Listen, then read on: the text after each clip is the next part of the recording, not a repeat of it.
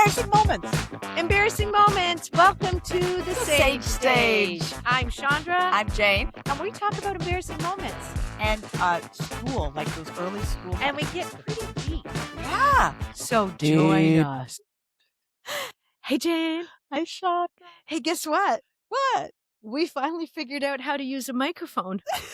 So after recording with it twice. So we thought just having a microphone and plugging it in, it would work and automatically connect, but it doesn't. No. So after much more girl power and brain power, and thank you, ChatGPT. Oh, yeah. We might actually be recording through our fancy new microphones. And we found out that maybe the other microphones weren't so bad. We just didn't connect them.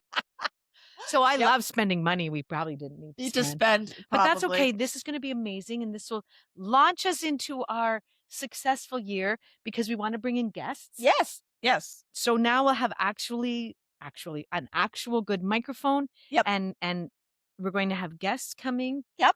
That's something big in this year. 2026. Yep. We're going to start bringing in guests now that we figure out our shit. It only took us 2.5 months. We haven't figured out our shit. Not remotely. Well, when I say figure out, I mean, like we're better than we were. We're dancing around it. And that's all that needs to happen. That's exactly it. So in that, I think we forgot what we were going to talk about in this episode. I don't think we even discussed it. That's the best way. Yep. I think we're just going to jump in. But let's just talk about making mistakes. And we talked about that in the other one, owning them. Look, we made mistakes and we're owning it. We're letting you know that we're not smart when it comes to audio equipment. Hey, you know what? We're smart. We are smart. Needed to figure it out. It took us some time. We didn't know this yet. We didn't notice yet. And frankly, there's nothing intuitive about this. So let's not for us. We fucking figured it out. Fucking high five. That's enough. The fact that we didn't get it right the first time. Hey, you know what? We're practicing what we preach. Exactly. We didn't get it right the first time. We may not still have it right. Who knows? We'll hear this until we check. Well, you're able to hear most of it. Maybe now this one will be great. I'm seeing little bars. I'm seeing green lights. We're so smart. SMRT. We're so smart. SMRT. So, I think one of the things we were thinking about is like, I was just going to ask, like on the line of embarrassing moments as children, but that formed us like, what's your, can you think of something when you were SMRT smart? Like, oh, you're so pretty smart. Oh, I have so many in my lifetime. I don't think I can think of one. Oh, I'm sure any of my friends and family listening would go, oh, I remember that time. I think I blocked them out. Oh, I definitely, there's definitely a few that were like, so embarrassing that I don't know if I could. Yeah. Like, yeah, definitely. Like just as a kid doing things that you're just like, I tried to run away once. You ran away from home? I didn't. Well, I mean, I don't think I did. I think I was went too scared as far as, this is not so much of an embarrassing moment because it was around the same time. But it's a pivotal moment in your childhood. So I was frustrated with my family because I was like, I felt invisible. I was like, everyone else in the family seemed to have some way of showing up and being good at something. Accepted, I'm still figuring out Mike's. Or, applauded, smart or beautiful or talented or like just, a boy. Paul, I love you. And my brother. There was no boy in our family. There was 4 girls and then 10 years later, a boy. And did they try for that boy? They did. Oh, so they went, not just have a 5th child, let's try for this boy. Yeah. Yeah. My mom was like in her late 30s. I think what happened is like all of a sudden it's possible that, and Mom, you can correct me if I'm wrong on this, but I'm quite sure this was the case, is that the 4 of us, we were born 4 girls within 5 years. And then all of a sudden, someone needed a break? You would think my mom would have gone, yeah, that's great. But no, I think what happened is that she had them quite young. So, early 20s, mid to late 20s, that, she was approaching her early 40s and going, oh my God, I'm going to be done parenting like that. And all of a sudden, she wasn't ready to have no more babies. She wasn't ready to have, I think, all of us, because we were all she could tell we were all going to fly the coop as fast as we could just because we were all pretty ambitious, right? So we were like, out. And my eldest sister had already spent a year in Australia, and Laura was she was going to be going to school. And I was like, and then Sarah, my younger sister, because she was so smart, was graduating with me in high school. So because she was, but this was before that. So well before that, I think my mom anticipated all of that and went, oh my I God, need a I'm going to be baby. an empty nester. And she wasn't ready to be. And that's I think good. there was a part of her that was still like, yeah, I want to, because like, let's be honest, it was the 60s when we were born, and not all of us were planned, you know? I wasn't planned. No. Oh, 100% I wasn't really? planned. Yeah. Well, they weren't married. Oh, right. So I was definitely not planned. I think both my other sisters were planned. Yeah, I know they waited 3 years, and then they had Amy. And then I think one was done and one parent wanted another one, and then that one won. And then we had the third. I didn't have a third. My mother had a third. But they were 3 babies in 5 years. Yeah. So, yeah. And I was like, I was done too. And 3 girls. As soon as Hannah came out and there was a vagina, I'm like, we're done. Oh, I'm not having 3. Nope, 2 girls. Well, he came from a huge family. So I thought, I'd said, okay, if the second one's a boy, then maybe we'll have a third. Okay. But I didn't want 3 girls. Really? Because I came from 3 girls. Also, when I was in school, and I can't remember what class it was. Why didn't you want 3 girls? Because one of 4, I'm curious. 4 is different. 3 girls is different. So I learned I can't remember what course it was in school. There was top 10 reasons of divorce. Okay. My parents hit about like most of them, and they're still together. So good for you, mom and dad. Yeah. But there was 3 children under the age of 5, 3 or more children under the age of 5. Big cause for divorce. My parents had 4 under the age of 5. All girls. Big. Really? Like 3 girls. Yeah, girls. Because that was on this thing that they taught you that said that's a reason people get divorced? Well, I guess pulled. I don't know where it came from, but I went. What course was this in high school? No, it was in college. It was in college. It was in college. Worse. No, it was. I can't remember, but I was going from my early childhood education. Oh, okay. So and so we were talking about all that. No, it wasn't just random. Hey, why do your parents divorce? Well, I remember when I went to Catholic high school, I had a boyfriend who was doing in high school, parental preparation course, like some kind of, it was a Catholic guide. Yeah, that was all about like school, wear right? a condom. No, it was more like how. Oh, right, you're Catholic. Don't wear a condom. When do you think you ideally want to get married? Like this kind of thing. And he did a worksheet, and I remember I remember this so well. He was your boyfriend? He was my boyfriend. This is when we're having babies, Jane? What? Is that what he said? Basically, he said to me, it wasn't that, but so. He was a very good guy. He was a good guy. Of course he was. He was actually voted the most Catholic in the school.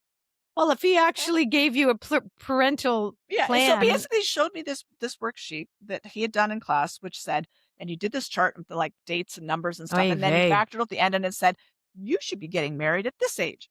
Like what a way to fuck up a How old were you supposed to get married with him? His was 24. How old were you when you got married to John? 29. I thought you were going to say 24. No, 27. 27. I got married 27, and I got, I started having babies around that, 29. But no, I didn't. I was 29 when I had 27. Karen. We were together for 5 years before we had babies. So I was over 30. Anyways.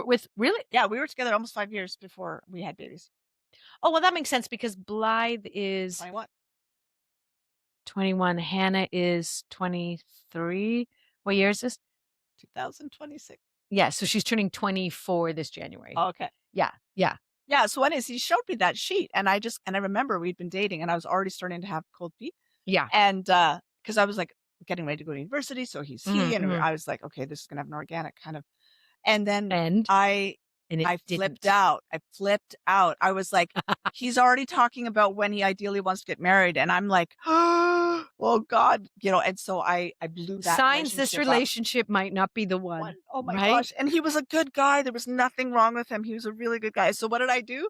I went from, this is quite honestly the truth, the most Catholic student in the school award. He won that at his graduation. To a drug dealer. Yeah. No, for real? To a drug dealer? He wasn't a drug dealer, but I did drugs with him.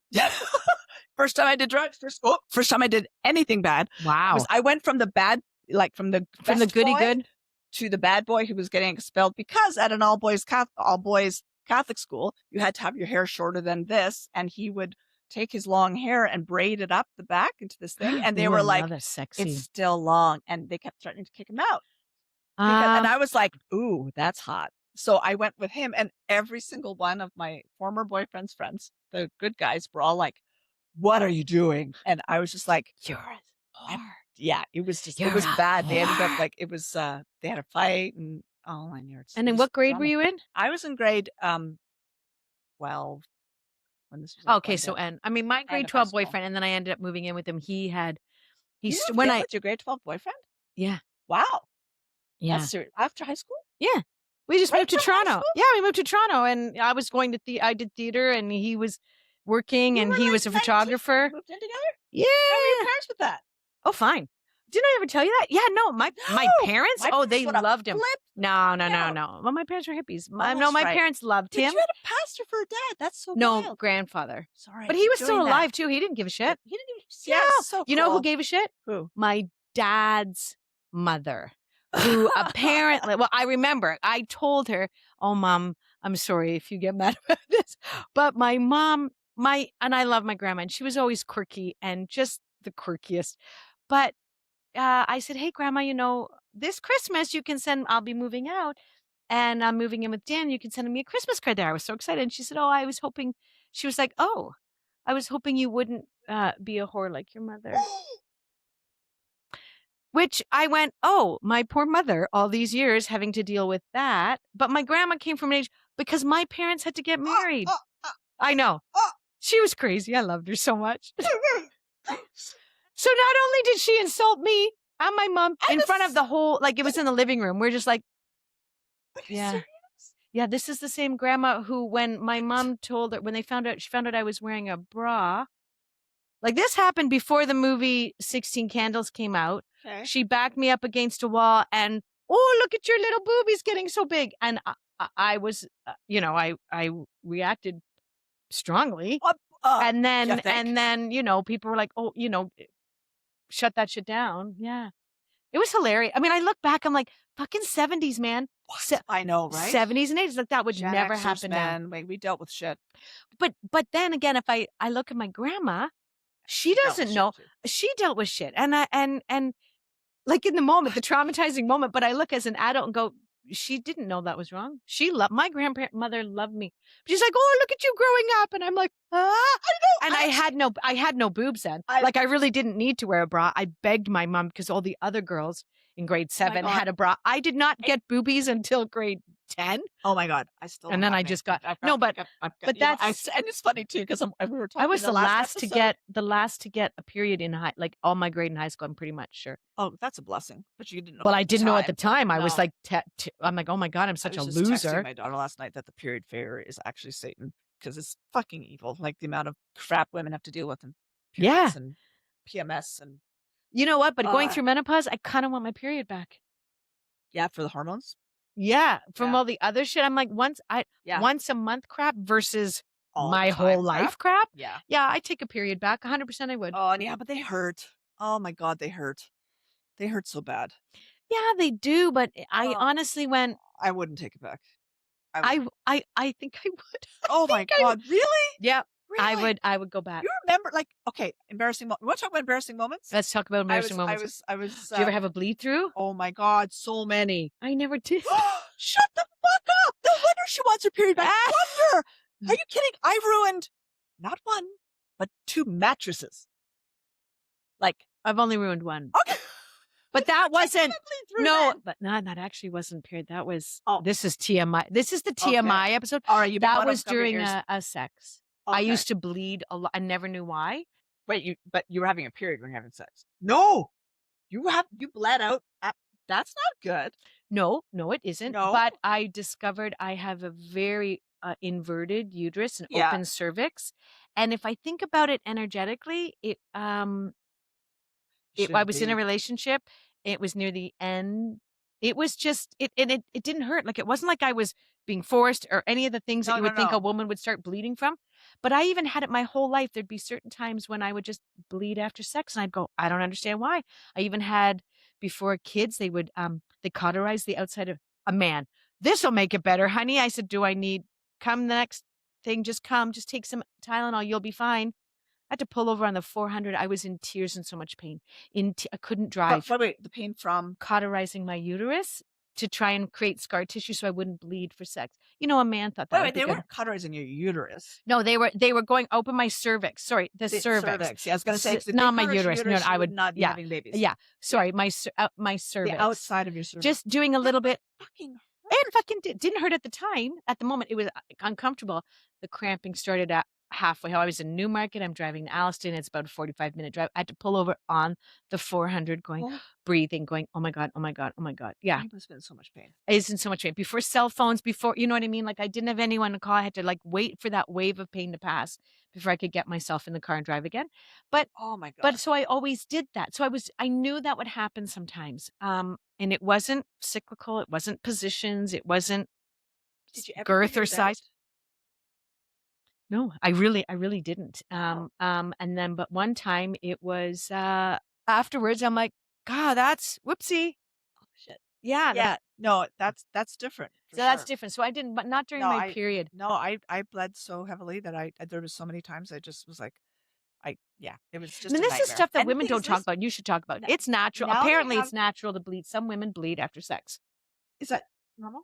I think so because I know I'm not the only one, and I had all the tests done, and there was nothing in Wrong. quotations wrong with me. Yeah. But obviously, I just was made to feel that something was wrong with me. Huh. But I will admit, the older I got and hormones change, I didn't bleed as much. Okay. So Once my period was over, you would still take your period back knowing all that? yeah, because I didn't have this weight gain. Oh, well, yeah. That honestly, that is probably the most detrimental thing for me Really? in my psyche. Yeah, is the weight gain. Really? Come on, if you know me, how often do I bitch about my belly? Sure, but I mean, you're But not fucking gorgeous. I well, mean, well, whatever. But I thank know. you. But you know, But it's so much about like we just spent a whole episode talking about self-love.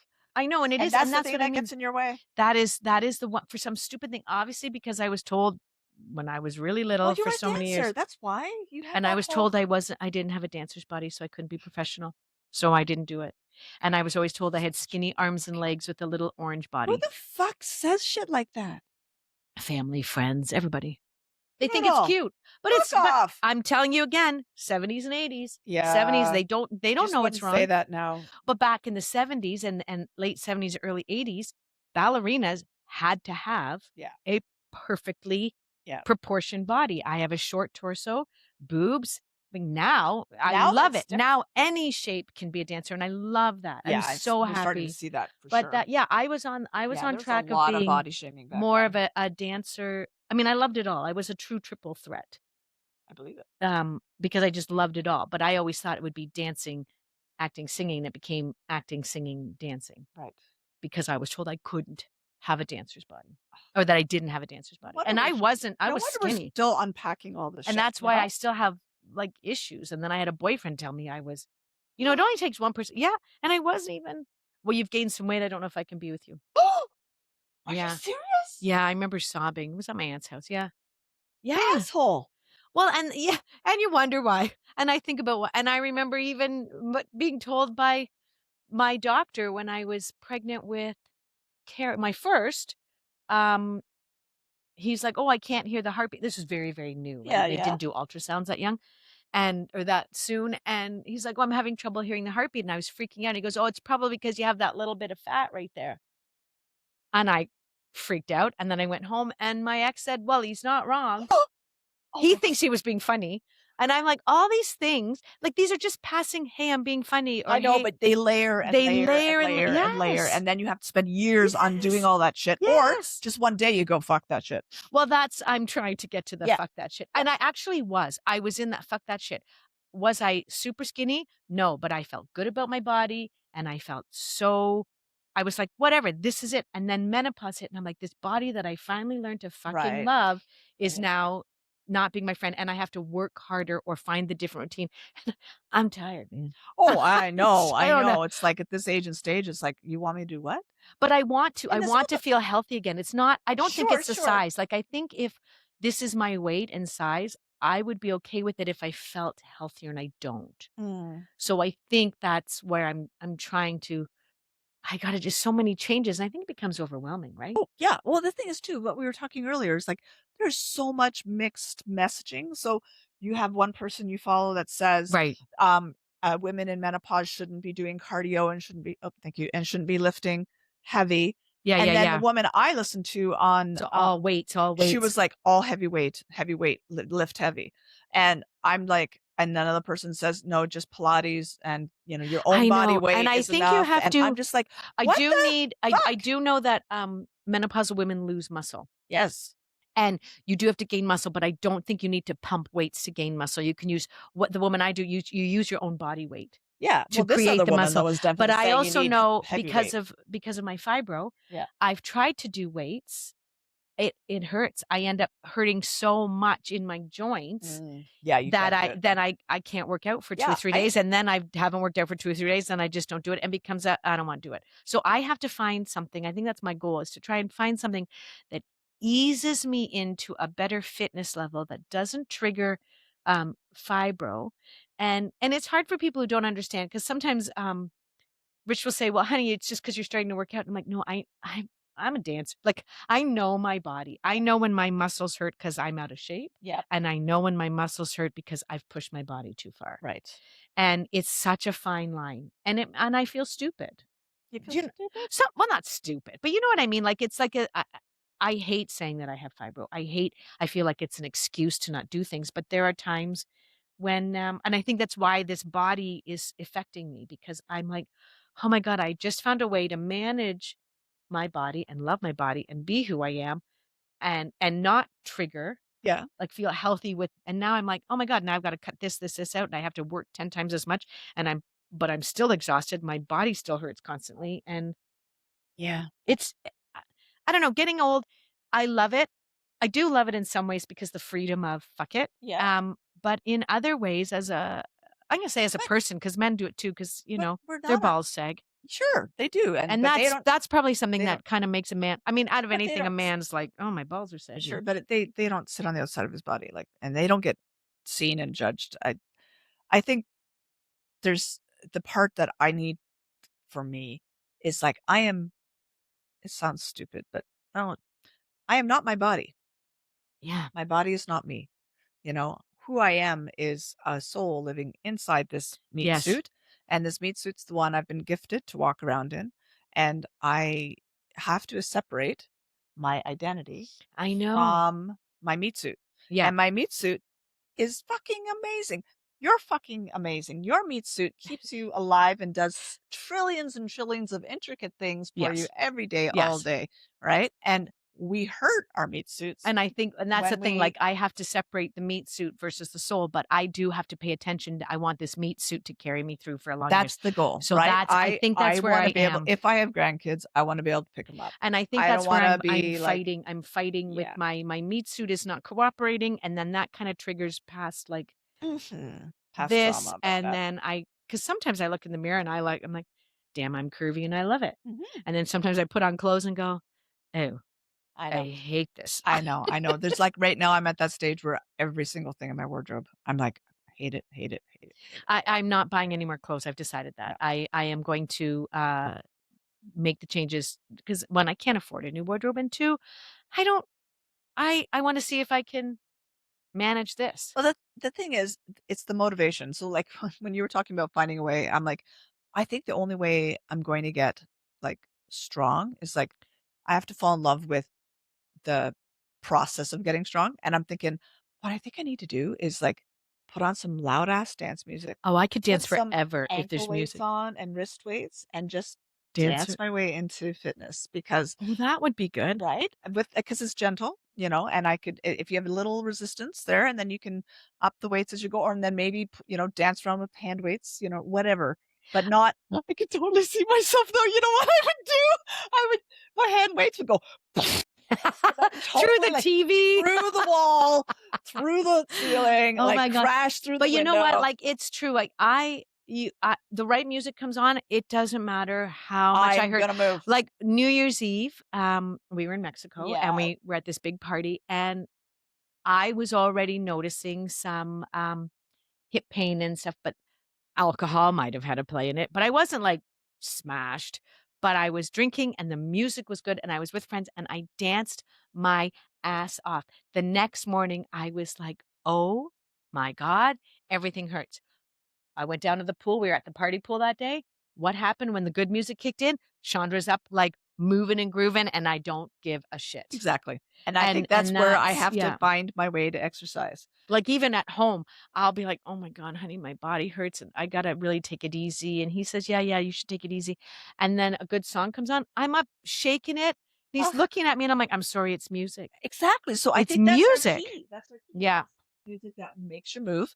And then I think that for me, I'm going to try and find, that's like where We Fit does things like that, where they'll do like the dance exercise videos, but I don't like it being choreographed. I need to do it myself. I don't like people telling me what to do. Exactly.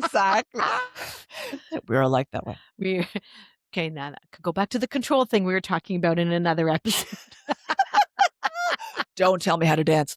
No, but that's tell me. That's why I hate the Macarena and the chicken. I'm like, don't tell me. I don't want to move like that. I know, and I actually I think when people line dance, it looks really cool. So do I. I do the same thing. I'm like, oh my God, I wish I knew that. And then I'm like, no, don't tell me what to do. I know. But if I'm in a dance class or there's a choreography, I'm 100% got to do it right. Like, got to do it. That's in weird, a show. But that's in a show. Thing.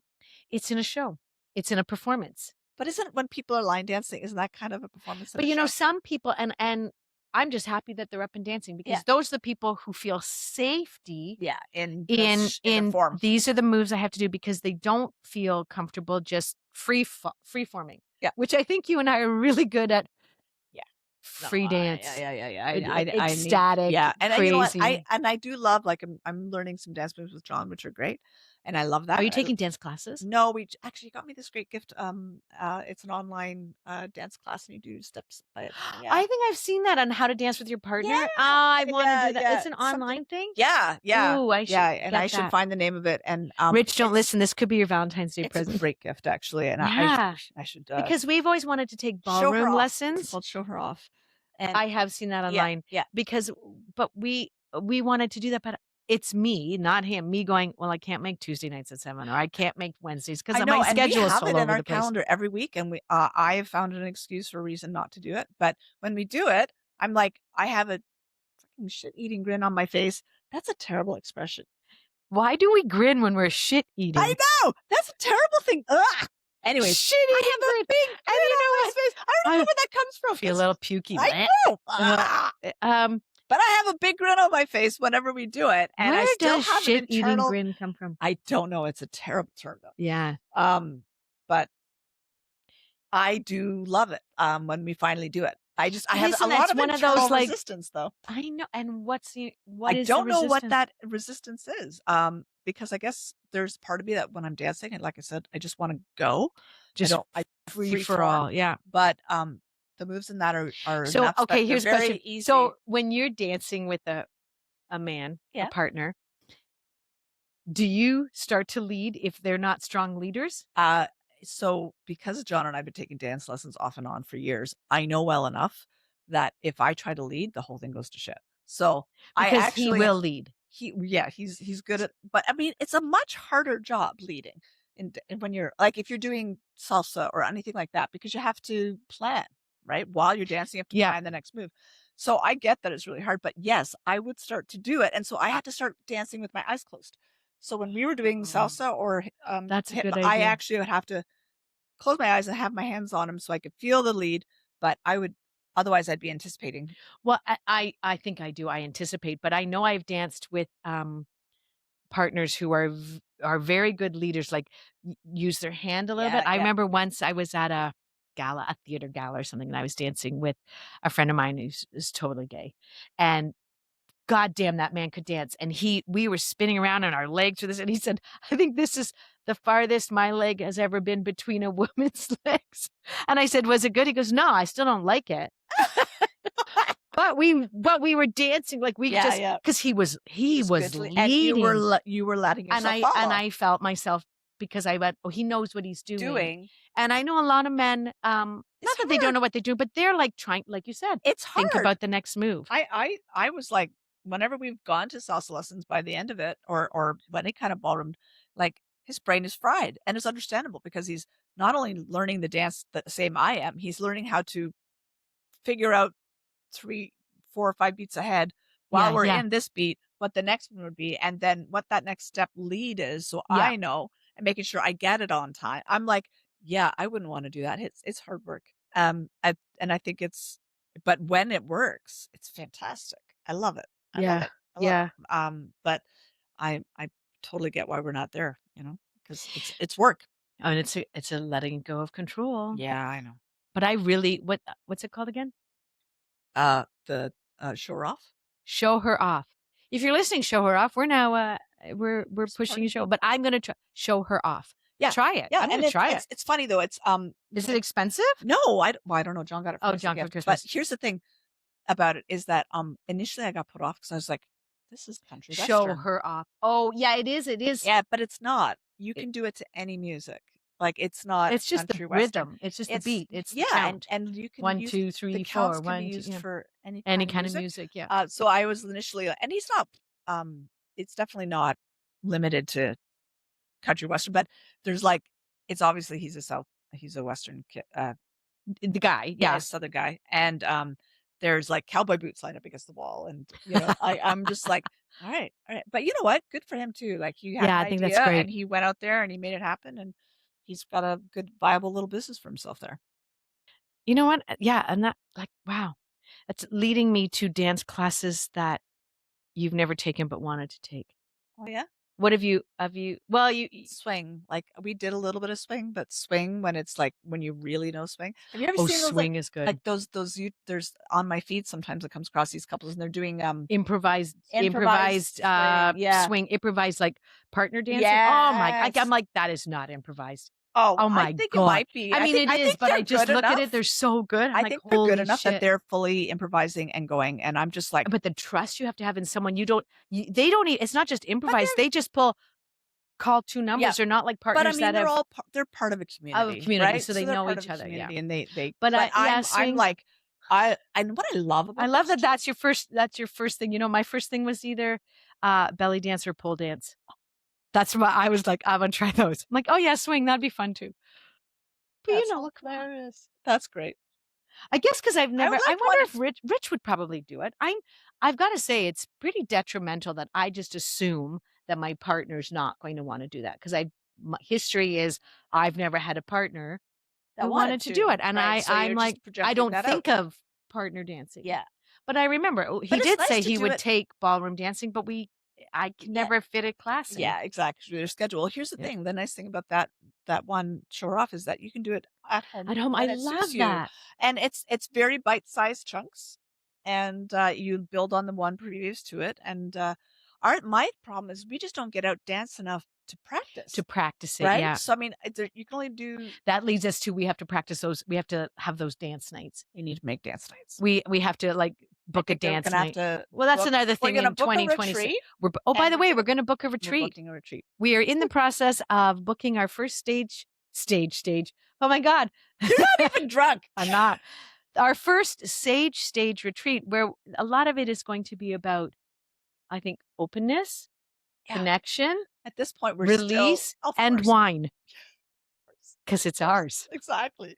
It'll be. This is not going to be some kind of juicing retreat. No. It'll be good food, wine if you want it, wine if you want it, and some really cool activities that we're still putting together. But it's going to be very much a Jane and Chandra. It's a Jane and Chandra thing. We would want if we went on a retreat. What would make us feel good? So we're going to curate the one that we would want to go to and make it available to you. Mm-hmm. But when we do it, there'll be more details soon. Yeah. And then the other thing we're going to do is we're going to book a place, book a DJ, and we're going to do a dance night. Yeah. Actually, we could do that at the same time as my birthday party because I've already got a place booked, and we could make that it. Well, there we go. We could call it book tickets. Yeah. We could just make it an Eventbrite thing. Look at us planning on the spot. That's fantastic. That would be hear great. more about that too. It's going to be fun. We should do a live podcast too. That's another thing I'd like to. Sure. I mean, I don't know if we're there yet, but down the road when we're rich and famous. We're pretty much live now. I mean, because we don't edit our shit. No, we don't. But we like questions from the audience kind of thing. Yeah. Like audience. like an audience. our spouses because we make them.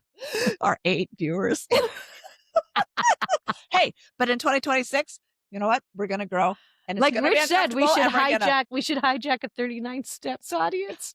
And I'm like, I don't know if we're gonna be allowed to do that, but that was a brilliant idea. It's a great idea, It's a Rich. great It's idea. But Great idea. along those lines, we will figure out a way to get ourselves out there a things bit that more. are down the coming Down the along the road. pipe. Yep. Yeah. For all those people who want to listen to us do this in person. Actually, yeah, but you don't know. There could be a couple. You know what? We'll not now. Figure it out. Yeah, like We'll but down the road when there. as the audience grows. Yeah. Okay. Yeah. What were we talking about? Embarrassing moments? I think we didn't even go there. I was going to do this thing and I didn't. We were going to time ourselves and I didn't do it. Well, it's too late now. What time? I don't know. We're over 30 minutes. Yeah, but how much was that intro trying to get our mics working? Really? Oh my God. But I mean, what were we talking about? Embarrassing moments. It started with embarrassing moments. I mean, I gave you a couple of mine already. Oh, right. But we were talking about then we started getting period bleed outs. But yeah, I never had that. My embarrassing moment. Oh, I had an embarrassing moment as in high school. Oh yeah. When I was at my locker and there was one of my friends and a tampon fell out of my bag. Yeah. And he started to smoke it, and I was so mortified. I slapped him. I'm not. Did I? I don't know if I slapped him. I hit him. I was mortified. Like, don't draw attention to a tampon. Like, that goes in my vagina. But it tells you how far we've come. Like, now if I'd smoke it myself, hey, how you doing? Play Groucho Marx with it. Exactly. But and there's a lot less shame around all of that. That's an embarrassing moment that was just mortifying. You're mortified that you. But it's weird that then something that embarrassed me. But then I'd have other things in my life that other people would find mortifying, and I'm like, whatever. Right. Yeah. Yeah. No, I had one a second ago. I lost it. Fucking menopause. The sun started to come through the window. I think that made us go, seen the sun so pretty. At least. Yeah. Like, it's been so dreary and gray. I had a good week to go away. Yeah. You did. It's been absolutely dreary. I know. We were looking at pictures. Yeah. Sun. It's so pretty. Oh, it's almost spring-like out there. What? I know. Okay, so I was 15. Yeah. I had I had early stages of extreme IBS. So I had it come on and I didn't know what was going on. Yeah. It would just be this horrific pain. And I was at my new boyfriend's parents' house. I hate one of those. I had to lock myself in the bathroom and I was writhing in pain. Oh, writhing. Honey. And I had my period as well. And period poops? Period and IBS. No, but do you remember period poops? No. Oh, there's always that wondering period. It just hurts so much more. Oh, it hurts so much. Yeah. Everything down there just conspires against you. But I was having like a full-on IBS attack and these wicked period cramps all at the same time.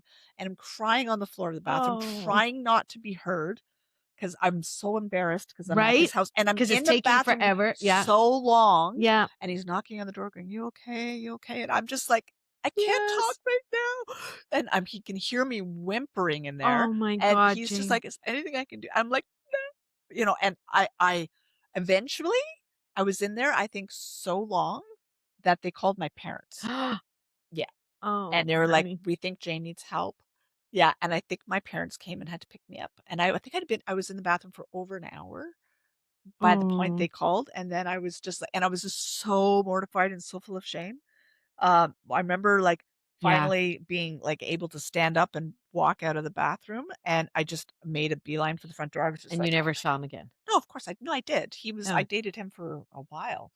Was that at the beginning of the relationship or the near the beginning? Yeah. But I had already was like very much in love with him, but that's why it was so embarrassing. Yeah. I was just like, this is part of myself I don't want you to see. I'm so ashamed by this.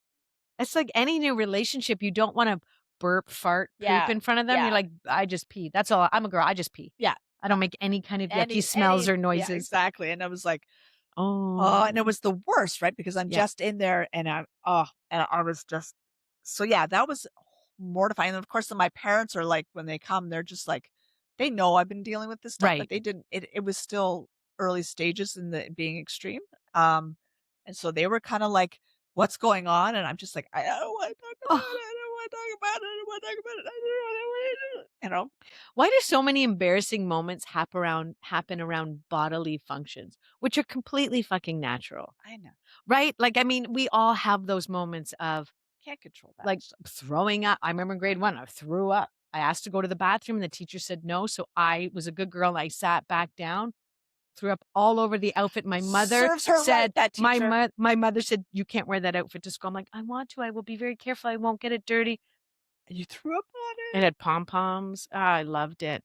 Pom-poms all around the edge and then, yeah. Oh, were she able to clean it? Were you able to wear it again? I don't remember. I just remember feeling so embarrassed. And then the teacher was so mad. Well, because she fucked up. I She was full of remember this shame. teacher always chewed Trident gum. She It's always funny chewed. how We we always remember like the Trident minutest gum. And details, right? she was British. She put one of the other students over her knee. Oh, the fucking 70s. Oh, man. And then it was grade 1. Oh, Grade 1, yeah. hitting a And kid in front of the whole class too, right? oh yeah, she would, yeah. And I said, and I was a goody two shoes. And I said, please, may I go to the washroom? No, because someone else was already out.